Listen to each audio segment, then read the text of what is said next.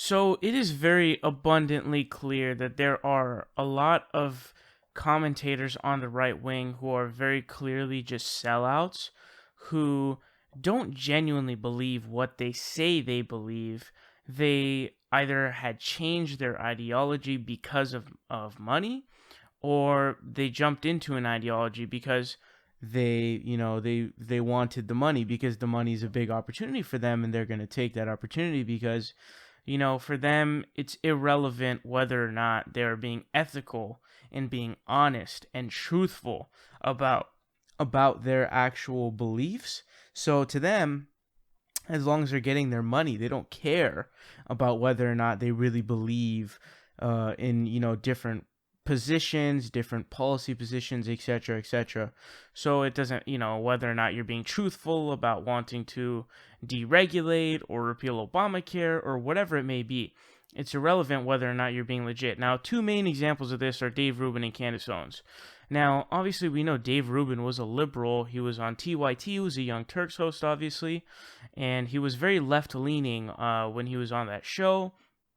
And a couple years later, voila, like all of a sudden he's now being Koch brother funded, and he's got a shit ton of patrons from these right-wing fans, and suddenly he's now become a classical liberal who admits that classical liberalism is right-wing, it's libertarian, but still tries to claim he's a liberal because that'll give him more ground. You know what I mean? It's like sort of what Dennis Prager said. He said, keep calling yourself that because it helps our movement out so much. So essentially what that means is Dave Rubin's a fucking tool, which is what he is. Now, we know that the Koch brothers are actually funding Dave Rubin's show, at least in part. We don't know how much they're funding him because obviously those are intimate details, but in an interview with Playboy, Dave Rubin actually explained that indeed Learn Liberty, which is an offshoot of the Institute for Humane Studies, which has Charles G. Koch on its board, sponsors one of Dave Rubin's videos per month. So they're sponsoring him.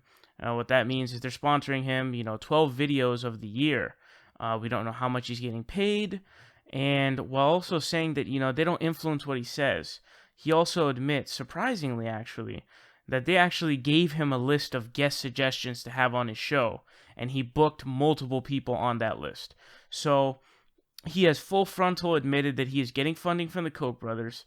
He is at least in part funded by the Koch brothers. We don't know how much they're paying him, but trust me, it's a lot, because those dudes are not scarce on cash. They literally, the Koch brothers fund all these different libertarian organizations because they want to spread the influence of, hey, get off of my, fracking. Let me frack and destroy the fucking environment. So they have plenty of money to blow. Obviously, they're billionaires. They've got a shit ton of money. That's why they start those offshoots in the first place. Now, so we know Dave Rubin's a sellout. He's a complete sellout.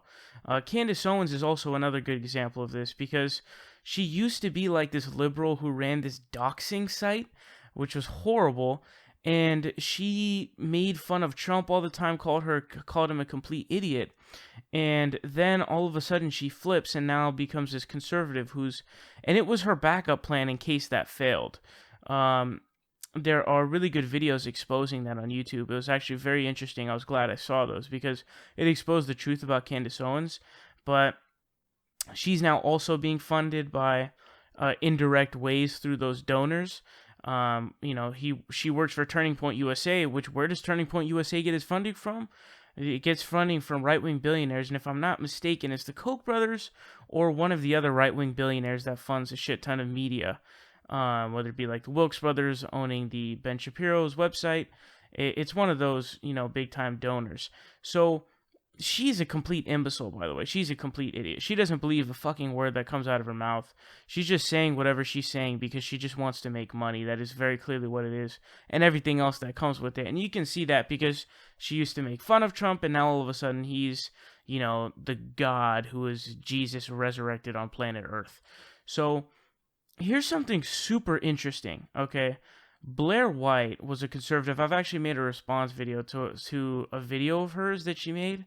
And she's conservative. I don't know if she's still conservative or not. I think so.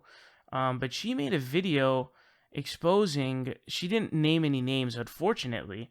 She didn't name any names, but she talked about how the right wing in the commentary world is filled with people who don't believe in what the fuck they say. So I want you guys to check out this clip, and then we're going to come back and talk about it. Another big reason why I've been so turned off from doing political commentary is the other people that people see as my peers, people that I've worked with, other commentators. Kind of want to be careful with what I even say here, but I moved to LA almost a year ago, and one thing about LA is there's a lot of work here. So a lot of other political commentators, other people who you guys know, I'm not talking about obscure people here, a lot of them either live in LA or they're constantly in and out for work, filming something, doing whatever they do.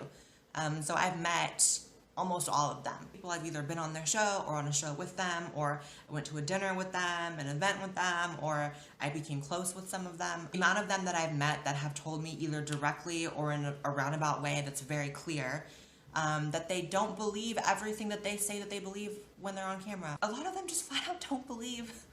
They're just actors.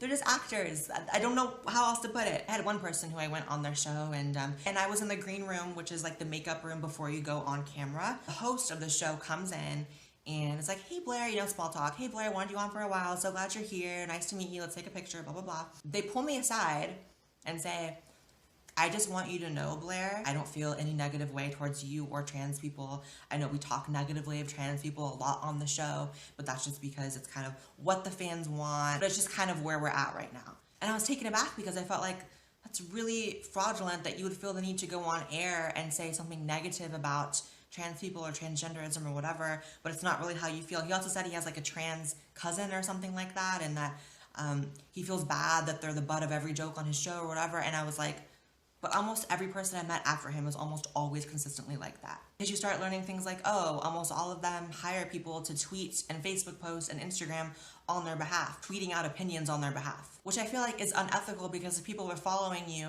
because they believe you're some intellectual and they trust your opinion and they're going to shape their opinions a lot of times on an issue based on your opinion, and it's not even actually your opinion, it's something that you paid someone to assume is your opinion, and you're so much of a rigid, like, binary thinker that it's easy just to pay someone, like, yeah, tweet out the standard response, and this is what it is. It's like, I don't respect that.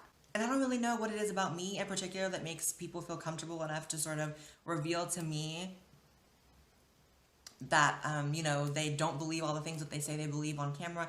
I'm not talking about small things either, you guys. I'm talking about, like, huge principal positions. I'm talking about, like, the kind of stuff that a lot of you guys follow these people for, they don't even actually believe. Like, it's just crazy. Months ago, I was gearing up to do a tour, which never happened because the tour company completely screwed me over. But regardless, I had started promoting it, and someone who's very prominent in the social political commentary sphere hit me up. And you know what this person told me? They told me, plant fake protesters outside of your event. Not only that, they said, make fake signs because you're probably going to get protesters, but you want to amp the numbers. This person instructed me to, myself, or my team and myself, make signs saying things that were super, super ridiculous to put outside and bulk up the numbers of people who may protest at my events. And it made me sick because clearly this person has done that. And this is someone who, although is hated by many, is also loved by many. And the many who love him believe that all those people were real. It's just such, I know too much about these people. I mean, a lot of these people were on the complete opposite end of the political spectrum just a couple years ago, publicly, before the money started flowing on the other side. And that makes me uncomfortable, not because people can't change or have an awakening or, you know, everyone changes their opinions on certain things, but you realize that it's not actually a change of opinion that's organic and real when you meet them and you see for yourself how fake they are. Does that make sense? It's like, I would believe, you know, the public statement of, oh, I've had this like complete change of heart if in person you weren't so fake. I continue seeing how fraudulent they are and how gross of a community or genre of content that is. It's starting to, again, affect my willingness to be part of that community. And obviously all doesn't mean literally all. There's 2 or 3 good ones, but the overwhelming majority and those people that you guys know are just liars. All right, so this is something super interesting. Now, again, like I stated, unfortunately, she didn't actually name any names. Um, so we're gonna have to speculate as to who she's talking about because I'm super curious as to who she's talking about. Essentially, she is leveling two charges against presumably two different people, although I guess it could be the same person. One of those charges being that basically she went on said person's show and the person, the host of the show, stated that, I'm really sorry, I don't have anything against transgender people, and it is unfortunate that they are the butt of most of our jokes, but it's what the fans want. Now this is something that's super interesting, and honestly, I'm trying to do a process of elimination here. So, to my understanding, Milo Yiannopoulos doesn't have a show. Now, apparently, Milo and Blair White had a very good relationship, friendship, and I don't think Milo Yiannopoulos has his own show that he hosts. So, and that would have been the first time that they met, which I don't know if I don't know if that's really the case. It could be possible. I'm not going to totally rule it out, but I'd really, really be shocked if it really was Milo Yiannopoulos. But I'm gonna rule that out because I'm not really convinced of that. Now, the other option would be Dave Rubin, because we know that she's been on the Dave Rubin show a few times now. So, essentially, the idea would be that Dave Rubin, as a host, when upon first meeting her, would say that, we're sorry that they're the butt of a lot of jokes. But I don't know if, I don't feel like transgenderism is really the butt of any jokes on the Dave Rubin show. I mean, maybe because he allows monologues, he allows people to be douchebags to transgender people. That's a possibility. So I'm not going to rule Dave Rubin out for sure. But I have a hard time believing it's Dave Rubin just for the specific sake that she made the statement that, said that it was that transgenders are often the butt of most jokes and that he has a transgender cousin. The transgender cousin part could be very possible. That could be possible. That's the thing. So maybe, I don't know. Again, this is all speculation. That's the thing. We're trying to figure this out without actually knowing who the fuck it is. But the point here being, I have a hard time believing that it's Dave Rubin, but it's not impossible. Now, here's another dark horse that I'm leaning towards. Is it Steven Crowder? And here's why I buy this. So, first of all, she's been on the Steven Crowder show multiple times, like 3, 4, 5 times, something like that. So, we know that she's been on the show, and he's the host. So, those two things match up. And here's something interesting. Now, when I searched up Blair White, Steven Crowder, or Steven Crowder, Blair White, I forgot, honestly. Here's what one of her Facebook posts showed up, where she was linking to the one of the interviews that Crowder did with her. She posted saying, "My interview with Steven Crowder was probably one of my favorites ever," which is funny because everyone anticipated that he would attack me. He was very sweet, especially off camera. So here is why I am leaning towards it being Steven Crowder, despite it essentially being a dark horse in this situation, because what we know is Steven Crowder absolutely uses transgender people as the butt of all of his jokes. He's a complete dick to transgender people, and some people have the theory that he is actually a closet transgender because he goes out of his way to figure out a random scenario to wear girls' clothing. He does it on multiple different occasions, and I think a lot of people really have a hard time believing that anybody could be so comfortable in that sort of garb, in that sort of outfit, and do it on so many occasions to where it seems like you're contriving situations. You're going out of your way to figure out situations in which you want to, dress up as a woman. So a lot of people think that some people, I should say, think that he might be a closet transgender. That's not all that serious of a conspiracy, but I don't know. So it's a theory some people have. So the point here being, we know that Steven Crowder's a dick. We know he's a dick to transgender people, especially. We know that they're a butt of the jokes. And she literally said he was very sweet, especially off camera. Well, what does that mean? That story lines up exactly with what she said. She said that, this person said that, we don't have anything against transgender people, and that, we just do it because it's what the fans want, and that it is something that, I have a trans cousin. That I have a hard time believing, because I feel like that his family's just like a bunch of like conservative dicks, is what I feel like, who'd be like, fuck you, like disown them. But it adds up. And so I'm leaning towards it actually being Steven Crowder. I didn't come into this thinking that, but the fact that it's not, transgenderism is not the butt of all jokes on the Dave Rubin show.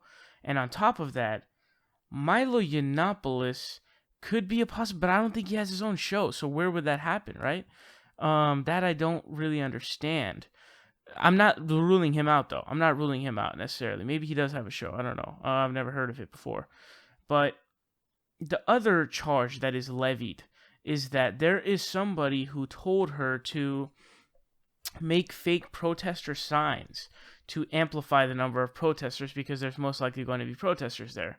I'm drawing this down to either Dave Rubin or Milo Yiannopoulos. Now, like I already said, she had a very like close relationship with Milo Yiannopoulos, to my understanding at least. And Dave Rubin is someone we know that is all about protesters. You've seen the video where there were the protesters at a speaking event. Maybe he was faking it, as in he amplified it. I don't know, but these claims that she's levying would definitely add up to that. It would make sense. It would also make sense in Milo Yiannopoulos' case. It could totally be possible. So that one, I'm honestly not really sure whether it's Milo or Dave Rubin. This is honestly like a fucking guessing game. It's kind of weird, but it's just so interesting, because I think we all are really eager to know who is the fraud, who are the frauds. But let me know down below who you guys think Blair White is talking about with these two charges that have been levied.